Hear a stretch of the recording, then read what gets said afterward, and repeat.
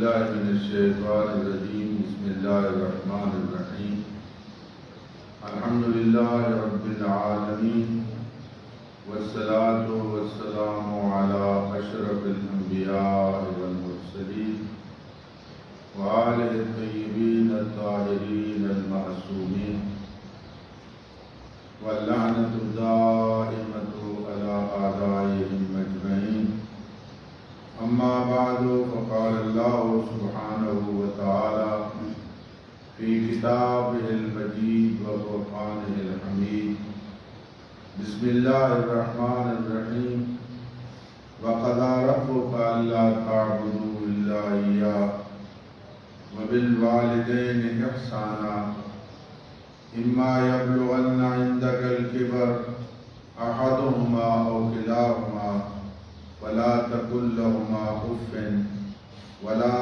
تنهرهما وقل لهما قولا كريما واخفض لهما جناح الذل من الرحمة وقل رب ارحمهما كما ربياني صغيرا صدق الله العلي العظيم صلوات محمد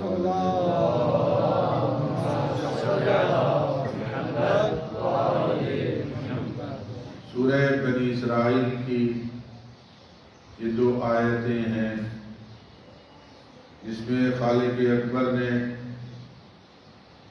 اپنے ذکر کے بعد والدین کا ذکر فرمایا ہے۔ اس کا مختصر ترجمہ اور آپ کے رب کا یہ فیصلہ ہے، اور یہ الفاظ اس وقت کہے جاتے ہیں جب اس حکم میں یا اس فریضے کو ادا کرنے میں کسی قسم کی کوئی گنجائش نہ ہو کہ انسان کو کوئی اختیار دیا جائے، بلکہ گویا خالق اکبر کا یہ ارشاد ہو رہا ہے کہ تیرے رب کا اٹل فیصلہ ہے، اس کے علاوہ اور کوئی گنجائش نہیں۔ کیا وَقَضَىٰ رَبُّكَ أَلَّا تَعْبُدُوا إِلَّا إِيَّاهُ، اللہ کے علاوہ کسی کی عبادت نہ کرو۔ عبادت کے لائق وہی ذات ہے۔ یہ جو آپ کلمہ پڑھتے ہیں، اس کلمے کا پہلا حصہ لا الہ الا اللہ کا یہی معنی ہے کہ اللہ کے علاوہ کوئی معبود نہیں۔ یہ فقط ہمارا نہیں، تمام نبیوں کا کلمہ یہی تھا، قولوا لا الہ الا اللہ تفلحوا، لا الہ الا اللہ کا اقرار کرو کامیاب ہو جاؤ گے۔ ہر نبی نے اللہ کی وحدانیت اور اللہ کے معبود ہونے کی تبلیغ کی اور لوگوں سے کہا کہ اللہ کی عبادت کرو۔ مشرکین مکہ خدا کو خالق مانتے تھے۔ خود قرآن کے الفاظ ہیں کہ جب تم ان سے پوچھو زمین و آسمان کو کس نے پیدا کیا تو یہ کہیں گے اللہ نے۔ ان سے پوچھو تمہیں رزق کون دے رہا ہے، وہ کہیں گے اللہ۔ اللہ کو خالق بھی مانتے تھے، رازق بھی مانتے تھے، مدبر کائنات بھی مانتے تھے، پھر مشرک کیوں تھے؟ شرک فی عبادت کرتے تھے، بتوں کو سجدہ کرتے تھے، اللہ کو معبود نہیں سمجھتے تھے، بتوں کو معبود سمجھتے تھے۔ فرمایا تیرے رب کا یہ فیصلہ ہے کہ اللہ کے علاوہ کسی کی عبادت درست نہیں ہے، عبادت نہیں ہو سکتی، عبادت کے لائق نہیں ہو سکتا۔ اب اس حکم کے فوراً بعد اور اس کی ردیف میں فرمایا وَبِالْوَالِدَيْنِ إِحْسَانًا، والدین کے ساتھ بھلائی کرو۔ یہاں احسان اردو والا احسان نہیں ہے، میرا فلاں پہ احسان ہی نہیں، یہاں احسان نیکی کے معنی میں ہے۔ وبالوالدین احسانا، اور والدین کے ساتھ بھلائی اور نیکی کرو۔ اگر ان میں سے ایک یا دونوں اگر بڑھاپے کو پہنچ جائیں تو تمہاری کیا ذمہ داری ہے؟ فرمایا فلا تقل لهما اف، ان کے سامنے اف تک نہ کہو۔ ولا تنہرهما، فرمایا انہیں جھڑکو نہیں، اف نہیں کرنی، جھڑکنا نہیں ہے، بلکہ کیا کرو؟ قل لهما قولا کریما، ان کے ساتھ عزت و تکریم کے ساتھ بات کرو، باعزت طریقے پہ، محترمانہ طریقے سے ان سے گفتگو کرو۔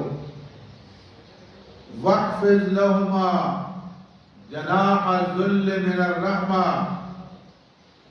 قرآن نے ان شانوں کو پروں سے تشبیہ دی، اپنے ان پروں کو ان کے سامنے جھکا دو، اب انکساری کرتے ہوئے ان کے سامنے جھکا دو، اور کیا کرو؟ دعا کرو۔ رب ارحمہما کما ربیانی صغیرا، اے میرے رب میرے والدین پہ رحم فرما جیسا انہوں نے بچپن میں مجھ پر شفقت کی ہے اور میری تربیت انہوں نے کی ہے۔ یہ اس آیت کا ترجمہ بنتا ہے، اور بہترین تفسیر وہی ہے جو کوئی معصوم سے نقل ہو، حضرت امام جعفر الصادق علیہ السلام۔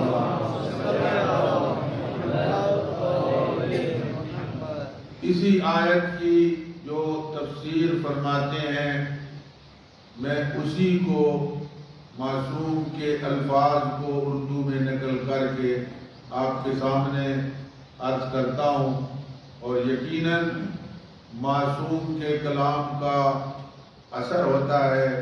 ایک عام آدمی بات کرتا ہے، اس کی نسبت اگر معصوم گفتگو کرے گا تو یقیناً اس کا اثر زیادہ ہوگا۔ امام علیہ السلام فرماتے ہیں، ماں باپ کے ساتھ صبر و تحمل، نرم لہجہ اور خندہ پیشانی سے پیش آؤ۔ وہ بوڑھے ہو گئے ہیں، جب انسان بوڑھا ہوتا ہے تو وہ بچپن کی طرف وہ لوٹ آتا ہے، اس کی عادات، صفات، خصلات بچپن کی طرف لوٹ آتی ہیں۔ اب وہ بعض ایسی باتیں کریں گے شاید جن کو آپ معقول نہ سمجھیں، آپ کو پسند نہ آئیں، صبر و تحمل کریں، برداشت کریں، ان کے ساتھ سخت لہجہ استعمال نہ کریں، اور جب ان سے ملیں تو خوشی سے، حشاش بشاش چہرے سے، خندہ پیشانی سے ان سے ملاقات کریں، اور مہر و محبت سے پیش آئیں۔ کبھی آپ کی پیشانی پر غصے کے آثار نہ ہوں۔ اور فرمایا اگر کوئی بیٹا یہ بیان کرے کہ میں اپنے والدین کا بڑا تابعدار ہوں، وہ جو چیز مانگتے ہیں میں دے دیتا ہوں، وہ مانگتے ہیں میں فوراً ان تک پہنچا دیتا ہوں۔ امام کیا فرماتے ہیں؟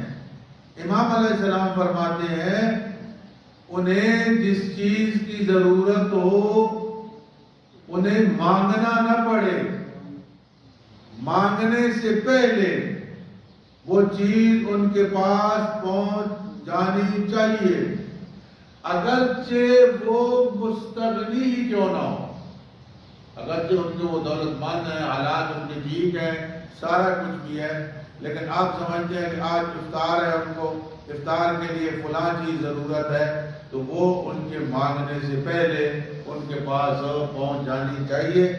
اور پھر فرماتے ہیں کہ جب آپ الگ گھر میں رہتے ہیں، آپ کے والدین الگ گھر میں ہیں یا آپ کے کسی اور بھائی کے ساتھ رہ رہے ہیں، آپ ان سے ملنے کے لیے جاتے ہیں، تو جب بھی ملنے کے لیے جائیں خالی ہاتھ نہ جائیں، کوئی نہ کوئی تحفہ ان کے لیے لے کے جائیں۔ امام علیہ السلام فرماتے ہیں خالی ہاتھ آپ کو نہیں جانا چاہیے، اور فرمایا جب بھی کوئی ایسا موقع آئے کہ وہ تم پہ ہاتھ اٹھا لیں، کوئی ایسا وقت آئے وہ ہاتھ اٹھا لیں، تو تمہارا کیا کردار ہونا چاہیے مقابلے میں؟ فرمایا تم خدا سے دعا کرو اور کہو پروردگار ان کی مغفرت فرمائے، پروردگار ان کو معاف فرمائے، اور فرمایا یہی کردار شریفانہ کردار ہے ماں باپ کے مقابلے میں۔ اور کبھی بھی تمہاری آواز ان کی آواز سے بلند نہیں ہونی چاہیے، آپ کی آواز والدین کی آواز سے بلند نہیں ہونی چاہیے، آپ کا ہاتھ والدین کے ہاتھ سے بلند نہیں ہونا چاہیے۔ باپ بیٹھا ہے، آپ اس کے سامنے نہ بیٹھیں، سامنے بیٹھنے سے گریز کریں۔ آپ چل رہے ہیں، آپ پڑھے لکھے ہیں، باپ جو ہے وہ ان پڑھ ہے، آپ کہیں میں پڑھا لکھا ہوں، میرا باپ ان پڑھ ہے، میں آگے آگے چلوں، باپ میرے پیچھے چلیں، آپ خبردار ایسا نہیں کرنا، باپ آگے چلے آپ اس کے پیچھے چلیں۔ آپ پی ایچ ڈی کر لیں، آپ مجتہد بن جائیں، طالب علموں سے کہہ رہا ہوں، آپ کا باپ پڑھا ہوا نہ ہو، پھر بھی اس کا احترام آپ پر واجب ہے، ضروری ہے۔ اگر چل رہے ہوں تو وہ آگے ہو، آپ اس کے پیچھے پیچھے ہوں، آگے نہ بڑھیں، اور ان کے لیے بارگاہ خداوندی میں ان کے لیے دعا کیا کریں، والدین کے لیے۔ حضرت امام جعفر الصادق علیہ السلام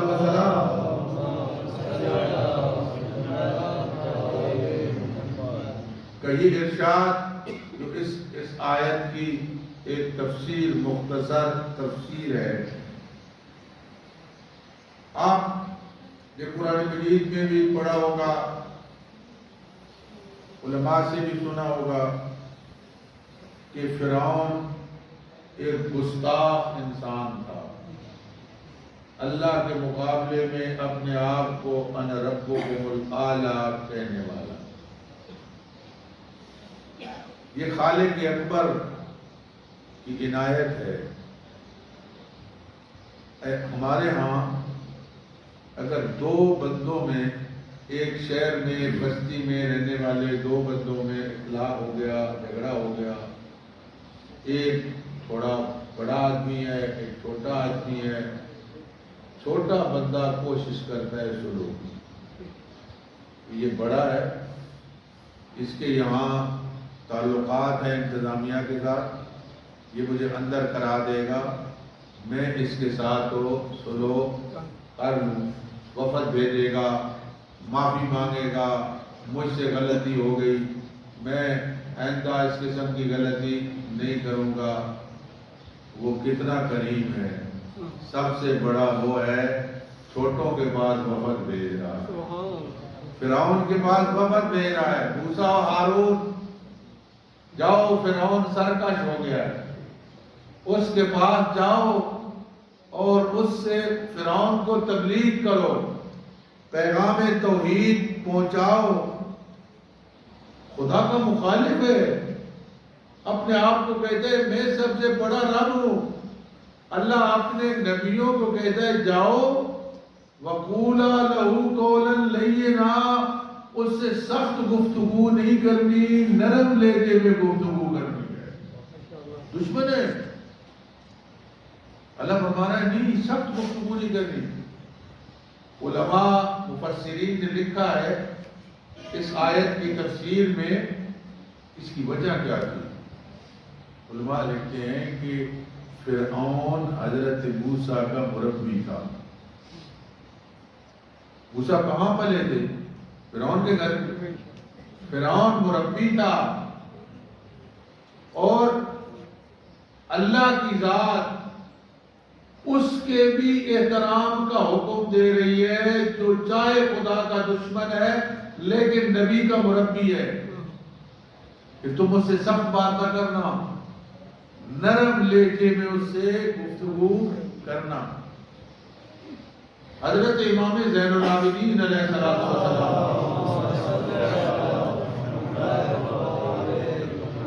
کی والدہ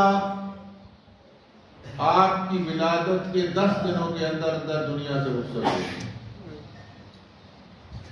ایک خاتون نے آپ کو پالا، اس کو آپ والدہ کہتے تھے. وہ مربیہ تھی، حقیقی والدہ نہیں تھی. امام اس کے ساتھ کھانا نہیں کھاتے تھے.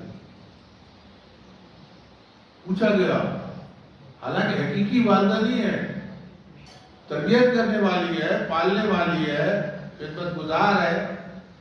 امام نے فرمایا اس لیے نہیں کھاتا کہ ممکن ہے ایک لقمے کی طرف میری والدہ کی نظر ہو اور وہ اس کو اٹھانا چاہتی ہو اور میں پہل کر جاؤں، میں پہلے اس لقمے کو اٹھا لوں. میں نے عرض کیا کہ وہ حقیقی والدہ نہیں. پیغمبر خاتم صلی اللہ علیہ وآلہ وسلم سے سوال کیا گیا، پیغمبر خاتم سے، عن حق الوالدین. سئل عن رسول اللہ عن حق الوالدین علی ولدہما. یا رسول اللہ، والدین کا اولاد پہ کیا حق ہے؟ فرمایا ہما جنتک و نارک، وہ تمہاری جنت بھی ہے، وہ تمہاری جہنم ہے. یہ خود تم نے طے کرنا کہ ان کے ساتھ تم کیسا سلوک کرتے ہو. اگر تمہارا سلوک ان کے ساتھ قرآن اور معصومین کے ارشادات کی روشنی میں ہوگا تو یقیناً جنت ہوگی، اور اگر اس کے خلاف ہوگا تو یقیناً جہنم ہوگی. حضرت امام جعفر الصادق علیہ السلام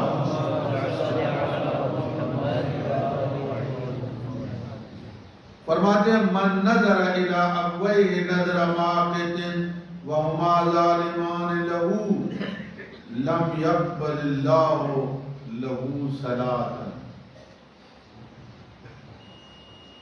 ماں باپ گھر میں کبھی اولاد پہ ناراض ہوتے ہیں. امام علیہ السلام فرماتے ہیں اگر والدین یا ان میں سے کوئی ایک،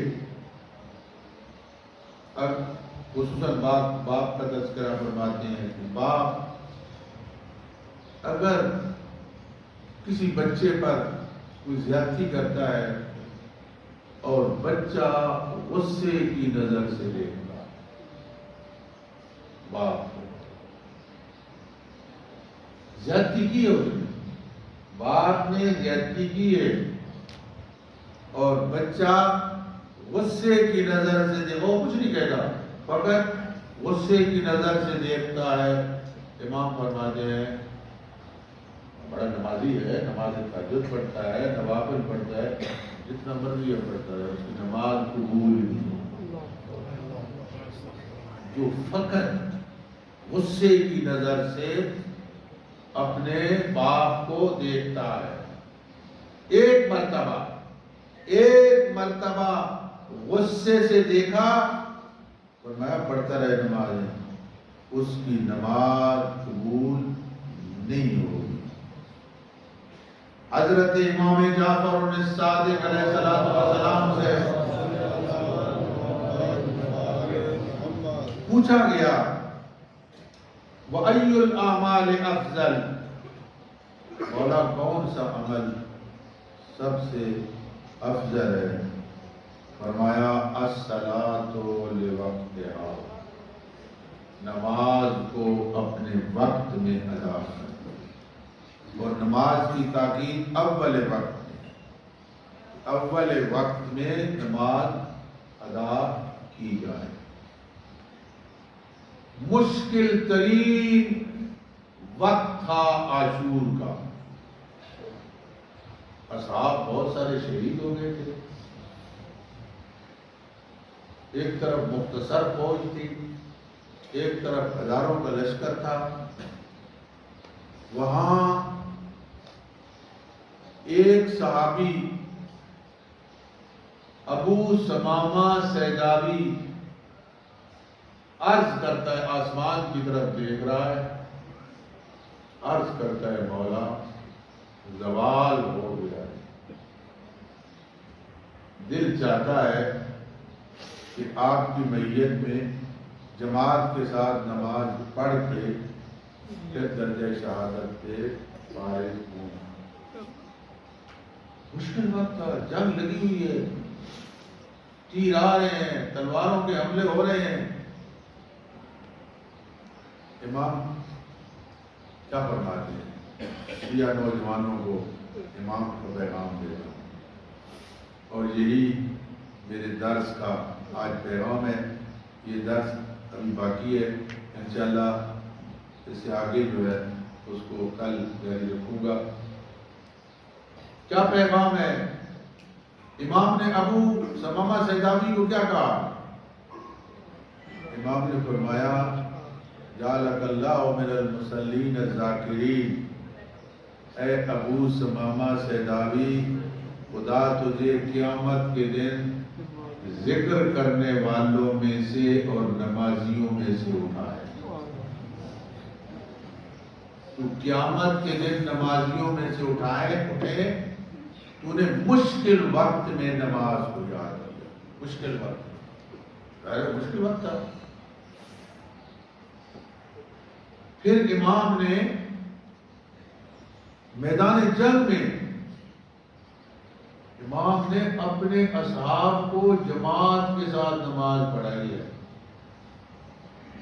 پہلے ان کے پاس یزیدیوں کے پاس ایک وفد بھیجا کہ جنگ روک دو، نماز پڑھتے ہیں. انہوں نے گستاخی کی، انہوں نے امام کی گستاخی کی اور کہا ہم جنگ کو نہیں روکتے. کربلا میں نماز کے مخالف یزیدی تھے جنہوں نے جنگ نہیں روکی. امام نے اپنے لشکر کو نماز خوف پڑھائی ہے. جنگ میں نماز خوف اسی طرح ہوتی ہے جس طرح قصر نماز ہوتی ہے. سب 4 رکعت کی 2 رکعت ہو جاتی ہے.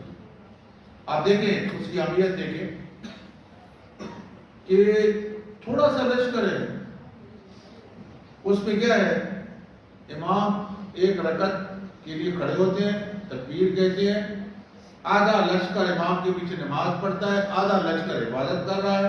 2 صحابی سامنے کھڑے ہیں عبادت کے لیے. اب امام علیہ السلام سورہ الحمد پڑھتے ہیں، دوسری سورت پڑھتے ہیں، رکوع میں جاتے ہیں، سجدوں میں جاتے ہیں. سجدوں سے جب اٹھتے ہیں تو یہ جو پیچھے نماز پڑھنے والے ہیں یہ جلدی اپنی دوسری رکعت مکمل خود کرتے ہیں. جماعت سے الگ ہو جاتے ہیں، خود مکمل کرتے ہیں. امام کھڑے ہوئے ہیں، امام سورہ الحمد پڑھ رہے ہیں، دوسری سورت پڑھ رہے ہیں، اور یہ فوراً اپنی نماز ختم کر کے اس جگہ پہ چلے جاتے ہیں جہاں وہ دوسرا لشکر کھڑا ہوا ہے اب وہ لشکر، کیونکہ لشکر پاکوزوئی ہوتا ہے، وہ فوراً آتا ہے، ادھر امام رکوع میں جاتے ہیں تو وہ امام کے ساتھ رکوع میں شامل ہو جاتا ہے، اور پھر جب امام تشہد میں بیٹھتے ہیں تو یہ کھڑا ہو جاتا ہے اور اپنی دوسری رکعت جو ہے وہ پڑھتا ہے۔ میرا عرض کرنے کا مقصد یہ ہے کہ امام علیہ السلام نے مشکل وقت میں فریضہ نماز کو ادا کیا۔ اسی طرح جنگ صفین میں بھی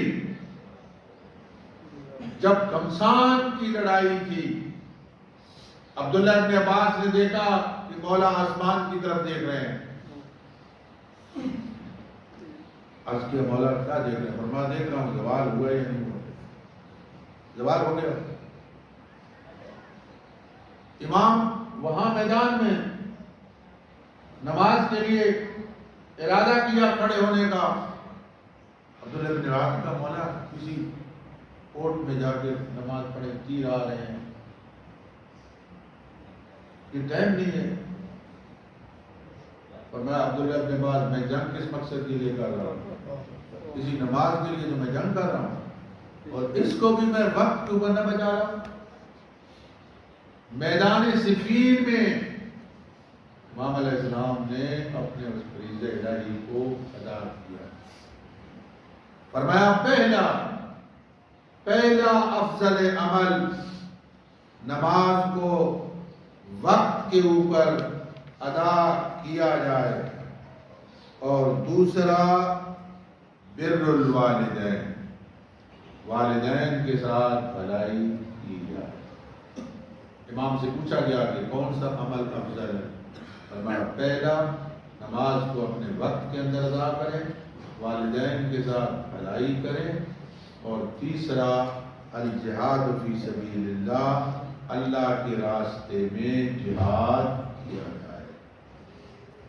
پروردگار عالم کی ذات ہم سب کی توفیقات خیر میں اضافہ فرمائے، اور جن طلاب نے جس مرحومہ کے لیے